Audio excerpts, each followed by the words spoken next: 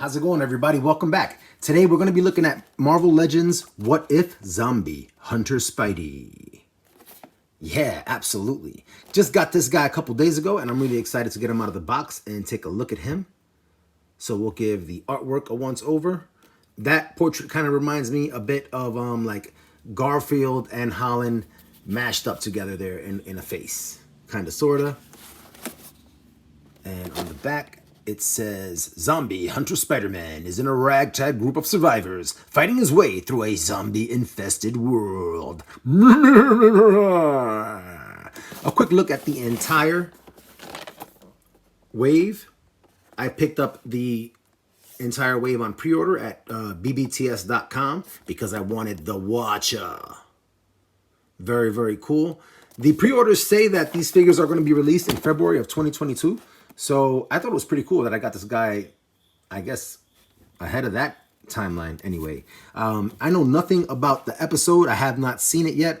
I am not familiar with any comic storylines involving this particular character. I got this guy purely because he is a Spider-Man variant from a storyline that I'm unfamiliar with, and he looks very, very cool. So that having been said, let's get him out of the box.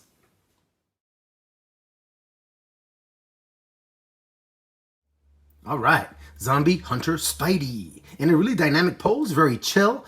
It wasn't too tough to get him into that stance, and we'll take a closer look at articulation in a second. But first, let's look at his accessories. He comes with an extra head sculpt. And I'll put that on in a second. And just like that, we've got Zombie Hunter Spidey in a slightly more dynamic pose. I kind of like it with his chest arch back over his hip. Pretty cool. I'm actually going to rotate him over so we can get another look from another angle with the Spidey head sculpt. And as you can see, he has some pretty good balance. As I move him around, it really isn't a one of those lucky stances that we get sometimes. Actually, now he's proving me wrong. He's proving me wrong.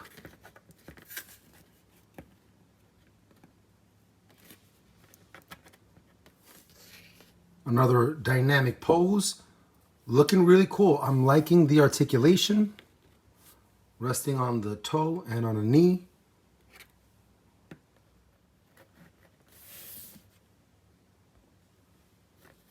So he is definitely fun to pose.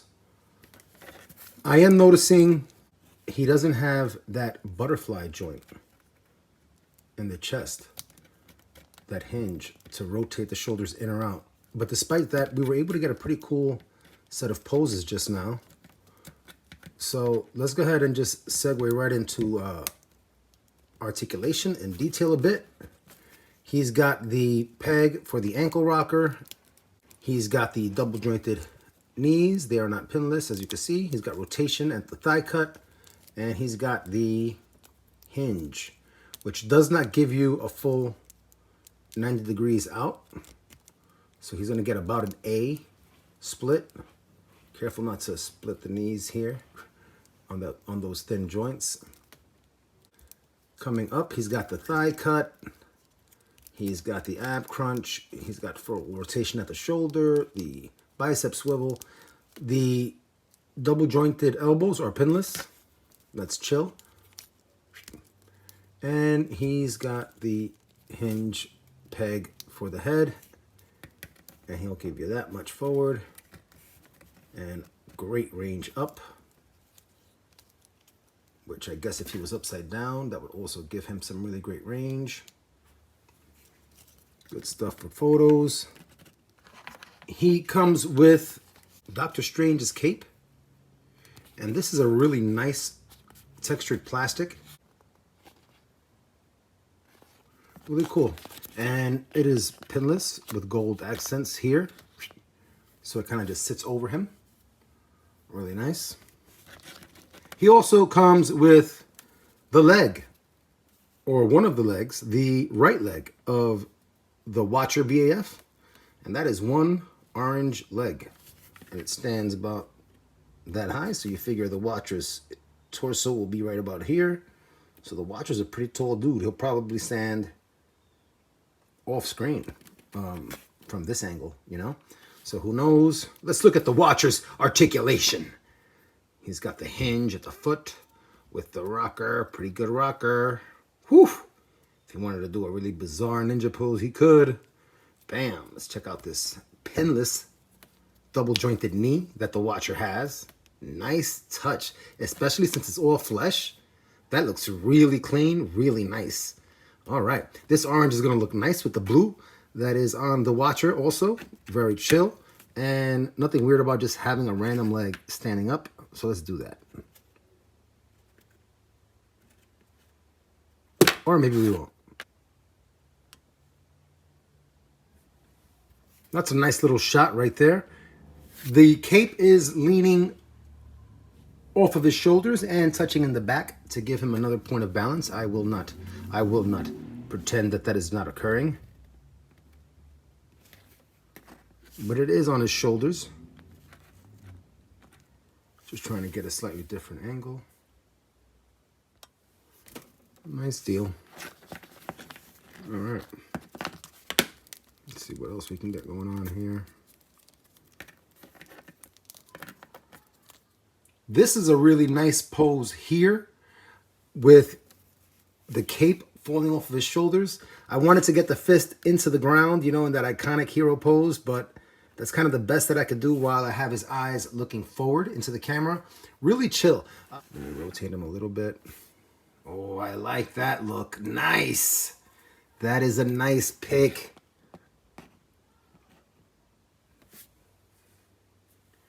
The lighting is off there. Ooh, there we go. There we go. Very, very nice. This guy is a lot of fun to pose, and the cape is giving him some really good options.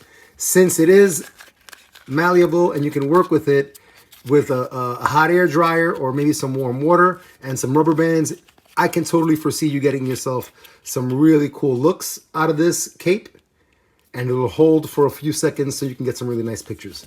Well done. And so for today's theme, for our lineup and our comparison, we're going to bring out a couple of other Spideys that I have, just so that we can check out the comparison and scale across lines. And Mafex 107, Miles Morales from Into the Spider-Verse. There you have it, a Zombie Hunter Spidey and Into the Spider-Verse Miles Morales. Next, we're going to bring out the Mafex 121 Iron Spider. And this guy definitely has some design and construction upgrades from the Miles Morales 107.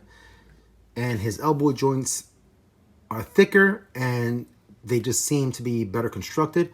I really, really like this figure. I just wish his joints weren't so small in the elbow. Zombie Hunter Spidey has some really thick joints at the elbows.